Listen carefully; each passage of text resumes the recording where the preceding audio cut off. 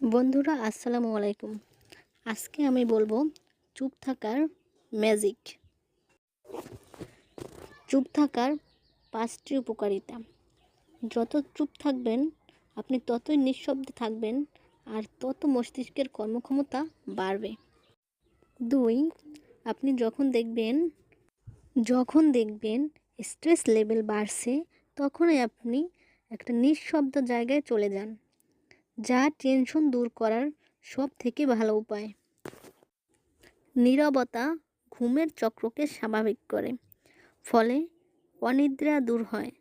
তাই যদি যাদের উচ্চ রক্তচাপের সমস্যা আছে, তারা নিয়মিত যদি কিছুটা সময় শান্ত পরিবেশে কাটান, তাহলে রক্তচাপ স্বাভাবিকভাবে হতে শুরু করে। চুপ থাকলে মানসিক স্থিরতা ফিরে আসে ও স্ট্রেস কমতে শুরু করে, যার মাধ্যমে হার্টের ক্ষতি হওয়ার আশঙ্কা কমে যায়। বন্ধুরা, কম কথা বলা মানুষের চরিত্র কেমন হয় শুনুন। তারা অনেক ধৈর্যশীল হন। তারা অন্যের কথা মন দিয়ে শোনেন এবং ভেবেচিন্তে তার উত্তর দেন। কম কথা বলা মানুষগুলো সৎ হবার সম্ভাবনা বেশি থাকে। এরা খুব একটা অন্যকে বিরক্ত করে না বা কষ্ট দেন না। কম কথা বলা মানুষরা একা থাকতে পছন্দ করে। তারা একা থাকে যেন তারা নিজেদের উন্নত করতে পারে। বন্ধুরা, কম কথা বলা মানুষ অনেক বুদ্ধিমানও হয়। এরা কাজের কথা অল্প কথায় অন্যকে বুঝিয়ে দেন। এরা ঘুরিয়ে ফিরিয়ে বা ন্যাকামি করে কথা বলতে পছন্দ করেন না। বন্ধুরা, কম কথা বলা মানুষ খুব একটা নিরাশ হন না। তারা যে কোনো কাজকে মাঝপথে ছেড়ে চলে যান না।